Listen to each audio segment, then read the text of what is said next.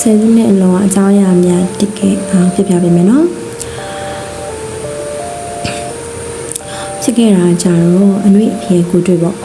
့အဲ့ဒီတော့ကအနှွေလည်းမမွေးသေးသလိုအဖေကလည်းအခုနေရွာပြောင်းလာကြတာဆိုပါတော့အဲ့ဒီချိန်ကနေအခုဆိုလို့ရှိရင်ပြန်တွေ့မယ်ဆိုလို့ရှိရင်တော့အနှစ်30 35နှစ်လောက်တော့ရှိသွားပြီပေါ့နော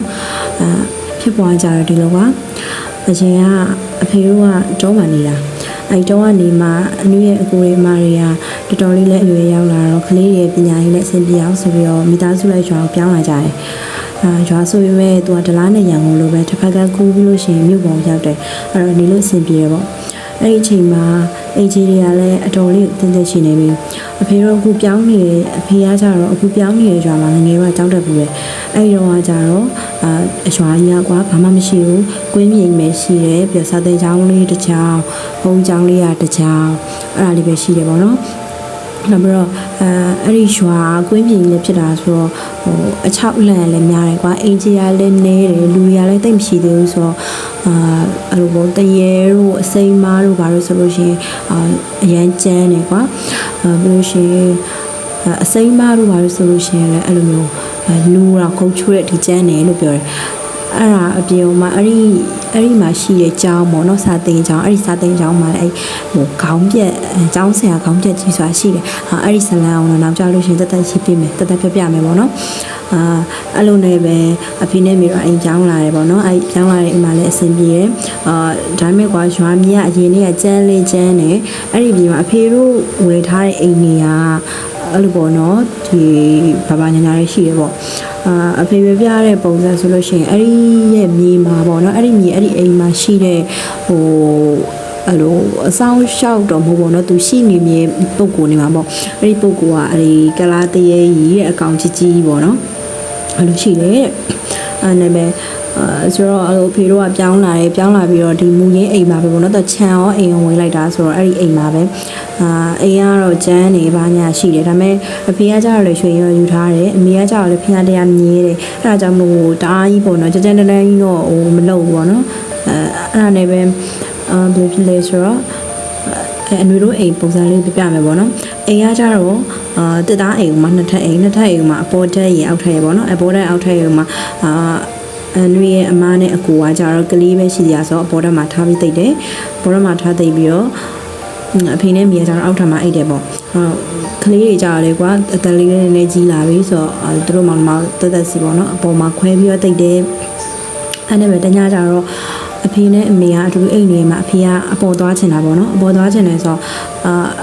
့အမေကကြတော့လေအိတ်ပြောနေပြီလေကိုပိုင်အိမ်ရာဖြစ်နေပြီဆိုတော့အဖေက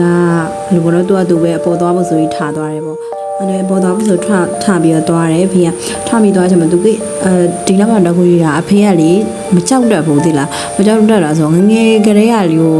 ဘယ်လိုပြောမလဲကိုရီလိုဒီခလိုပြောမဆိုစိုးပေါ့နော်အဖေကအရန်စိုးတယ်သိလားအဖေကအရန်စိုးတယ်တဲ့ပါတယ်ငယ်တော့ဆိုလို့ရှာလို့တရေတွေပါတယ်ဆိုလည်းမကြောက်ဘူးအဲ့နောက်ပိုင်းအဖေကျုံတဲ့တရေတွေကြောင်းလဲနောက်မှထွေးပြပြမယ်ပေါ့နော်အဲ့တော့ဆိုလို့ကျွန်တော်အဖေကဘာမှသိမကြောက်တတ်ဘူးကွာကြောက်တတ်တော့ပြန်ဆက်မယ်ဆိုလို့ရှိရင်အဲ့ဒီဖေကသူပေါ်သွားပြီးသူပြန်လာတယ်ပေါ့ပြန်လာတဲ့အချိန်မှာသူပြန်ဝင်အိတ်မယ်ဆိုပြီးသူခြေထောင်ထဲဝင်လာတဲ့အချိန်မှာအမေကိုတရေရနေပြီးတော့ဖေပြရဆိုလို့ရှိရင်တရေရအမေဘေးမှာအိတ်နေဝေးအိတ်နေတော့တရေရလည်းတည်ရမလားအကောင်ကြီးကလည်းကြီးပေါ့နော်အမဲကြီးဆိုတော့အမေဘက်ကိုလှည့်ပြီးတော့တရေရအိတ်နေအမေကတော့တရေကိုကြောခိုင်းပြီးအိတ်နေတာပေါ့နော်အဲ့လိုပေါ့အဲ့ဒါဆိုတော့အဖေကစားပြီးမြင်လိုက်တဲ့အချိန်ကျတော့နည်းနည်းတော့တမျိုးဟိုဖြစ်တော့ပြီးလိုက်ပြီးအဖေစိတ်အားဆိုးအဲ့တရေကိုထထိုးတဲ့အဲ့ဒါမဲ့တရေကိုသူကစိတ်ဆိုးဆိုးနဲ့ထိုးလိုက်နဲ့ဒါပေမဲ့တရေကပြောက်မသွားလေစိတ်ဆိုးလေးထိုးလေဆိုအဲ့မှာအတန်နဲ့နည်းနည်းကျေပြီးစူးညံဖြစ်လာပေါ့နော်အိမ်မှာစူးညံဖြစ်လာတဲ့အချိန်မှာအမေကလည်းနိုးသွားအောင်မနိုးလဲနိုးသွားအောင်အမေကနိုးတော့အမလူက2ယောက်အားဖြစ်သွားတော့တရေကပျောက်သွားတယ်ပေါ့ကွယ်တရေကမရှိတော့ဆိုတော့အဖေအမေကိုသူပြောပြပါတော့ဒီလိုဖြစ်တယ်ပေါ့ဘယ်လိုပြောပြရဆိုတော